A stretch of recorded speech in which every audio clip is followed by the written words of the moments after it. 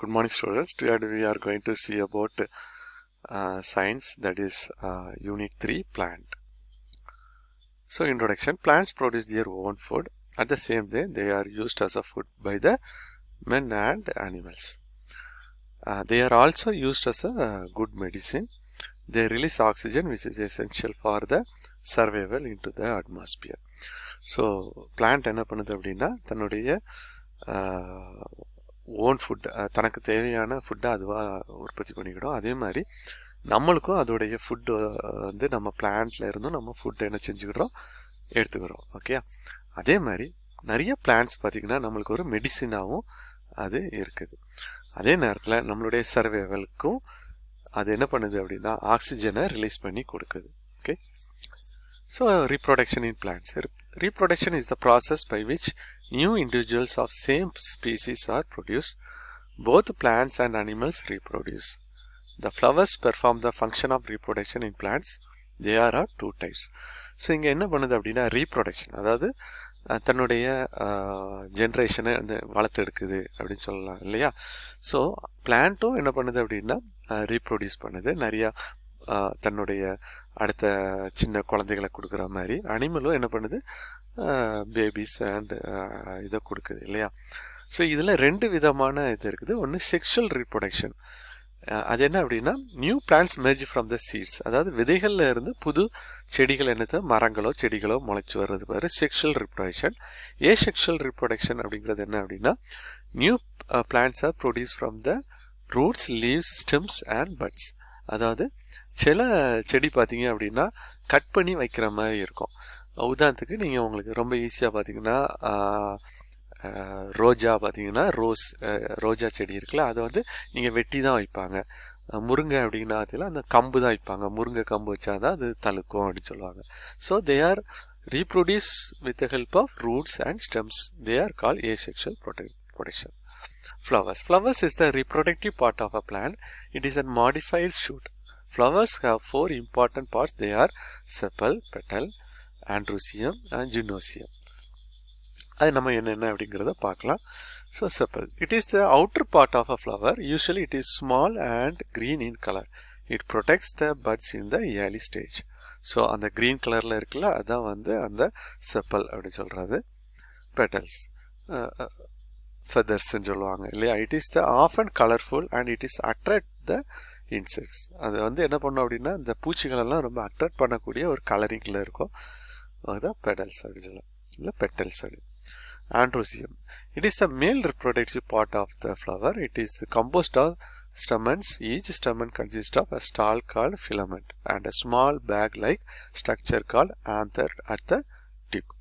The pollen grain are produced in the anther within the pollen sacs. So நீங்கள் இந்த படத்தை பார்த்தீங்கன்னா தெரியும், இந்த மேலே இருக்கிற அந்த ரெட் கலர். ஓகே, இதுதான் வந்து என்ன அப்படின்னா அந்த ரீப்ரொடக்ஷனில் இருக்குது. Gynoecium, it is the female part of the flower. It has three parts. They are ovary, style and stigma. The ovary contains the ovals.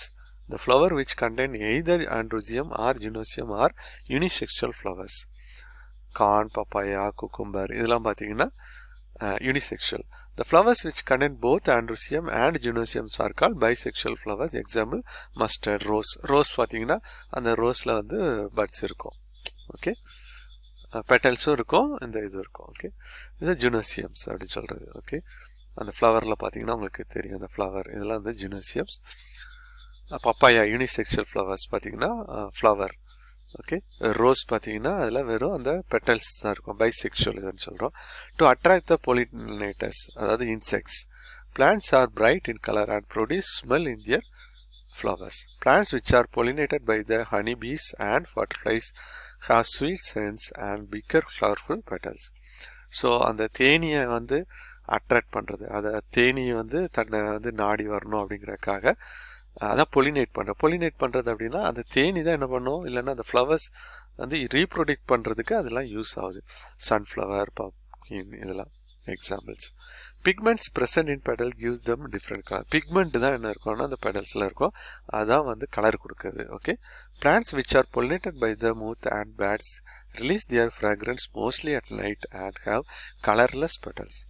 Mango, banana, Goa, jasmine இதெல்லாம் பார்த்தீங்கன்னா examples. Following tables gives the names of the pigment present in petals. Pollination. The transfer of pollen grains from anther to stigma of a flower is called pollination. Pollination is the first important event in the development of fruit and seed. Pollinate பண்ணுறதுனால தான் என்ன ஆகுது அப்படின்னா அந்த fruit seed எல்லாம் form ஆகிறதுக்கு அந்த பொலினேட் வந்து கண்டிப்பாக நடக்கணும். Pollination is followed by the fertilization. Two types of pollination take place in the flowering plant. They are self-pollination and cross-pollination. So, pollination-ங்கிறது என்ன அப்படிங்கிறத நம்ம பார்க்கலாம்.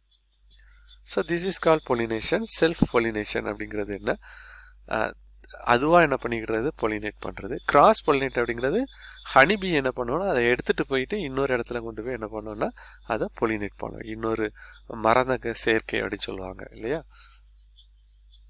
Pollination by wind. So flowers pollinate by wind are mostly small in size and do not have any attractive color, smell and nectar. The pollen grains are non-sticky, dry, light and powdery. Hence they are easily carried by the wind. Example grass, maize, bean. So இதான் வந்து அடுத்த pollinate. அதாவது விண்டுனால அதாவது காற்றுனால ஏற்படுற அந்த pollination. So இது என்ன ஆகுது? இந்த விதைகள் வந்து காற்றுல அடி பறந்து போய் இன்னொரு இடத்துல புது செடியை ஃபார்ம் பண்ணுறதுக்கு அது யூஸ் ஆகுது. ஓகே, இது வந்து அந்த ஹனிலாம் தேவையில்லை, ஹனிபி இதில் வந்து உட்காராது. ஸோ இது காற்றுனால நடக்குது. Pollination by water. The flowers of water plants are not colorful and they have no nectar. Pollen grains of these plants have mucinous covering to protect them from getting wet. They float in water and reach the other plants. Example hydrilla, zostera இந்த இதெல்லாம் பார்த்தீங்கன்னா அப்படியே அந்த தண்ணியிலே மிதந்து போய் இன்னொரு இடத்துல போய் அந்த இனப்பெருக்கத்துக்கு என்ன ஆகும்னா அது ஆக்டிவேஷன் நடக்கும். So pollination by insects. This is the most common type of pollination in plants like sunflower, lady's finger, brinjal, pumpkin. Some flowers are large in size. They have a sweet smell. Some of these flowers produce nectar. They attract insects like butterflies and honeybees. So அந்த honeybee butterfly தான் அந்த செடியிலேருந்து என்ன பண்ணுதுன்னா இன்னொரு இடத்துல இருந்து அந்த ஃப்ளவர்ஸில் இருக்கிற அந்த இதை எடுத்துக்கொண்டு இன்னொரு ஃப்ளவரில் போய் உட்காரும்போது இந்த பொலினேஷன் அப்படிங்கிற அந்த மகரந்த சேர்க்கை வந்து நடக்கும். Okay, fertilization. The process of male pollen grains and female stigma gametes is called the fertilization. Okay. The cell which results after fusion of gametes is called a zygote. The zygote develops into a embryo. Okay, இந்த மாதிரி ஒரு reaction chemical reaction வந்து என்ன நடக்குது? Biological reaction இல்லைன்னா ஒரு chemical reaction அப்படி சொல்லலாம். ஓகே, அது நடக்குது. Fruits and seed formation. After fertilization, the ovary grows into fruit and other parts of the flower fall off. These seeds develop from the ovals. The seed contains an embryo enclosed in a protective seed coat. Based on the number of cotyledons in the seeds, the hanging plants have been divided into two groups, namely dicotyledon and அதாவது dicotyledon இல்லைன்னா monotyledon. Okay. So dicotyledon have seeds with two cotyledons. Example pea, gene, castor. They have leaves with netted venation and taproot system. So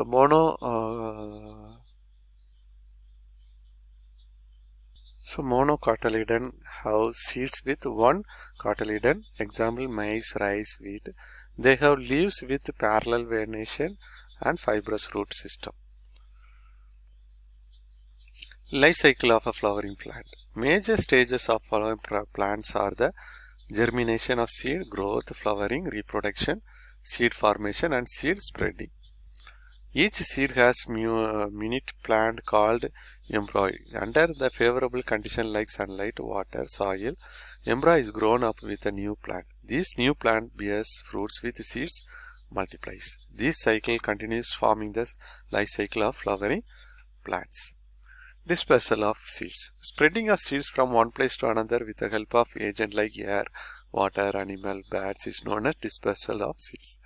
so dispersal அப்படிங்கிறது ஒரு இடத்துல இருந்து சீடை வந்து இன்னொரு இடத்துக்கு கொண்டு போகிறது. அது காற்றுனால, தண்ணினால், அனிமல்ஸு, பேட்ஸு இதெல்லாம் என்ன பண்ணுதுன்னா அந்த சீடை என்ன பண்ணுது, கேரி அவுட் பண்ணிவிட்டு இன்னொரு இடத்துல கொண்டு போய் பண்ணுது இல்லையா. சில இடத்துல வேப்ப மரம்லாம் முளைச்சிருக்கும், அதில் மனுஷமே போட்டுக்க மாட்டான். அந்த காகமோ இல்லைன்னா குருவியோ அதை சாப்பிட்டுட்டு அங்கே போய் என்ன பண்ணியிருக்கோம், அதோடைய கழிவு இல்லையா, அது வந்து அவுட் போயிருக்கோம். அந்த இதில் வந்து என்ன பண்ணுவோம், ஒரு மரம் உண்டாயிருக்கும்.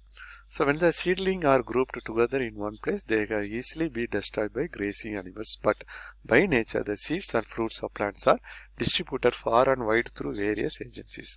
So even though நீங்கள் மரங்களோ அதாவது அனிமலோ ஏதோ சாப்பிட்டா கூட மிச்சம் மீதி என்ன ஆகுது அப்படின்னா மரங்களாக உருவாகிறது.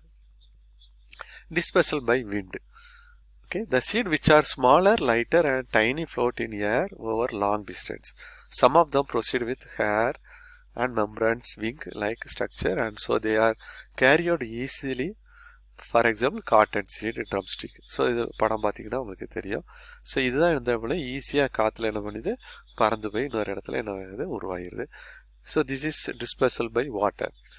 Fruits which are dispersal by water have outer coat modified to enable them to float. So மிதக்கிற மாதிரி அந்த இது இருக்கும். ஃபார் எக்ஸாம்பிள் கோகனட் வந்து ரொம்ப ஈஸியான எக்ஸாம்பிள். ஓகே, லோட்டஸ், கோகனட் அதெல்லாம். Dispersal by animals. Some fruits have hooks, spines, bristles, stiff hair, etc. on their outer coat. So என்ன ஒரு சின்ன கூக்கு மாதிரி, அதாவது ஒரு பிடிக்கிற மாதிரி இருக்கும். ஸோ அது என்ன பண்ணுதுன்னா அந்த அனிமல் மேலே உட்காந்துட்டு என்ன செய்யுது, அது வந்து ஒரு அப்படி போய் அட்டை மாதிரி ஒட்டிக்கிடுது. ஸோ அந்த அனிமல் எங்கெல்லாம் போதோ அங்கெல்லாம் என்ன ஆகுது, அது உதுத்து உடம்ப லைட்டாக அந்த அனிமல் இது பண்ணோடனே அதுலேருந்து உதிர்ந்து கீழே விழுந்துருது. ஸோ அங்கே ஒரு புது மரம் உருவாகிடுது. Okay, then dispersal by bats. So இதை நம்ம பார்க்குறோம் இல்லையா, ஈட்டிங் லைக் டொமேட்டோ, கொய்யா. Bats eat seeds also along with the edible portion and they have passed out in the excreta later. So excrete ஆகும்போது அது என்ன ஆகுது, அது சீடாக நம்மளுக்கு வருது. Okay, self-dispersal method. Some fruits disperse their seeds in the wind through an explosive mechanism and spread them. Lady's finger, balsam இதெல்லாம் பார்த்தீங்கன்னா தன்னாலே வெடிச்சு வர்றது. லேடி ஃபிங்கர் இல்லையா, லேடி ஃபிங்கர் உங்களுக்கு தெரியும் இல்லையா, வெண்டைக்காய் இருக்குல்ல, அதெல்லாம் தன்னாலே வெடிச்சிடும். Okay, germination of seeds. The seed is fertilized oval. It consists of embryo, food material which are protected by the seed coat. During the favorable condition, the seed germinates and gives rise to new seedling. During the early stage germination, the seedling get the food required for its growth from the cotyledons. So this is the process of seeding. Agriculture. Man started practicing agriculture thousands of years back. This was one of the development of civilization. Okay, application of modern technology like plant breeding, usage of chemical like fertilizer. இதெல்லாம் வந்து என்ன பண்ணிட்டாங்கன்னா fertilisers, pesticides, நிறையா கெமிக்கல்லாம் use பண்ண ஆரம்பிச்சிட்டாங்க. Okay, so ஒரு 1000 ஆண்டுகளுக்கு முன்னாடியே நம்ம அக்ரிகல்ச்சர் பண்ண ஆரம்பிச்சிட்டோம், உழ ஆரம்பிச்சிட்டோம். Soil is one of the important natural resources. It is essential for agriculture. மண்ணு தான் ரொம்ப முக்கியம். It is the home for many organisms. நிறைய ஆர்கனிசம் அதில் இருக்குது. Okay, the mixture of rock particles and humus is called the soil. The soil is classified on the basis of portion of various size. Sandy soil, clay soil, loamy soil. Sandy soil, it contains greater portion of big particles. அது பேர் sandy soil. They cannot be fit closely. ரொம்ப நெருக்கமாக இருக்காது. So they are called sandy soil. Clay soil, it contains great portion of fine particles. சின்ன சின்ன பார்ட்டிகலாக சேர்ந்துருக்கும். Back tightly, ரொம்ப இறுக்கமாக இருக்கும். லீவிங் லிட்டில் ஸ்பேஸ் ஃபார் ஏர், கொஞ்சம் தான் காற்று கொடுக்குற மாதிரி இருக்கும். Plants like Bedi grow well in this soil. Loamy soil, it contains large and fine particles in almost same portion. The best soil for growing plant is loam. It is a mixture of sand soil, clay soil and another type of soil particle known as silt. Silt occurs as a deposit in river beds. Okay. Classroom agriculture. Classroom agriculture creates the basic understanding about agriculture practice in the classes. So to mold us into better members of society, this program teaches the connection between agriculture and environment, food, energy, animals, society, economy and science. So classroom agriculture இவங்களுக்குள்ள கனெக்ஷனை நம்மளுக்கு சொல்லித் தருது. ஓகேயா? So next one, friends of farmer. Insects are generally considered to be the harmful, but many of them are helpful to us in many ways. Earthworm, honeybee, dragonfly are useful to plants and farmers. அந்த மண்புழு அப்புறம் honey இதெல்லாம் வந்து ஹனிலாம் பார்த்திங்கன்னா ஒரு டேஞ்சரான ஒரு பறவை, அது ஒரு இன்செக்ட் தான் இல்லையா? ஆனால் அதெல்லாம் வந்து என்ன பண்ணுதுன்னா அந்த ஃபார்மருக்கு ரொம்ப யூஸ்ஃபுல்லாக இருக்குது. Okay. Earthworms helps to increase the amount of air and water that gets into soil. They break down organic matter like leaves and grass into small particles that plants can use. When they eat them, they leave behind casting that are types of fertilizer. So என்ன பண்ணுது அப்படின்னா அந்த earthworm என்ன பண்ணுது, அந்த இலைகளெல்லாம் தின்னு அதை வந்து ஒரு ஃபெர்டிலைசராக ஒரு உரமாக மாற்றி கொடுக்குது. அதனால் எர்த்வார்ம் ரொம்ப நல்லது அப்படின்னு சொல்கிறோம். Okay. It is a biodegradable waste by earthworm, is known as vermicompost. இதான் வந்து எர்த்வார்ம் இல்லையா, மண்புழு அப்படி சொல்கிறது. Honeybee are helpful for cross pollination in flowers. நம்ம ஏற்கனவே பார்த்துருக்கோம் இல்லையா, கிராஸ் பொலினேஷனுக்கு honeybee ரொம்ப useful. They are attracted by color and smell of the flowers. They convert the pollen, which is only natural protein source of them, into honey. Honey is used as a food and also for medicinal purpose. Bees also produce wax, which is used for making candles. So honey, தேன் வந்து நம்மளுக்கு ரொம்ப நல்ல ஒரு food, medicine பர்பஸாக நல்ல ஒரு மருந்துக்கும் நல்லா use ஆகும். அதே மாதிரி பார்த்திங்கன்னா பீ வந்து க்ரியேட் பண்ணுற அந்த வேக்ஸ், அந்த வேக்ஸை தான் வந்து நம்ம கேண்டில் செய்கிறதுக்கு, அதாவது விளக்கு அந்த இது இருக்குல்ல அந்த கேண்டில், அதை நம்ம செய்கிறதுக்கு ரொம்ப பயன்படுது. ஓகே. ஸோ தேனி வந்து எப்படி ஃப்ளவர்ஸில் எடுக்குது அப்படிங்கிறது. Dragonfly. So it destroy the egg and larva of harmful insects and mosquitoes and prevent the spreading of diseases. So இந்த ட்ராகன்ஃப்ளை என்ன பண்ணுது அப்படின்னா இந்த முட்டைகள், அதாவது கொசு அதோடைய முட்டைகள், இன்செக்ட்ஸ் பூச்சிகளுடைய முட்டைகள், இது எல்லாத்தையும் என்ன பண்ணுதுன்னா சாப்பிட்றதுனால அது வந்து அந்த டிசீஸ் பரவாமல் இருக்கிறதுக்கு அது ரொம்ப யூஸ்ஃபுல்லாக இருக்குது. It is also help in cross fertilization. So இந்த வீடியோ பிடிச்சிருந்துச்சுன்னா லைக் பண்ணுங்கள், என்னுடைய சேனலை சப்ஸ்கிரைப் பண்ணுங்கள். Okay, thank you all, best of luck.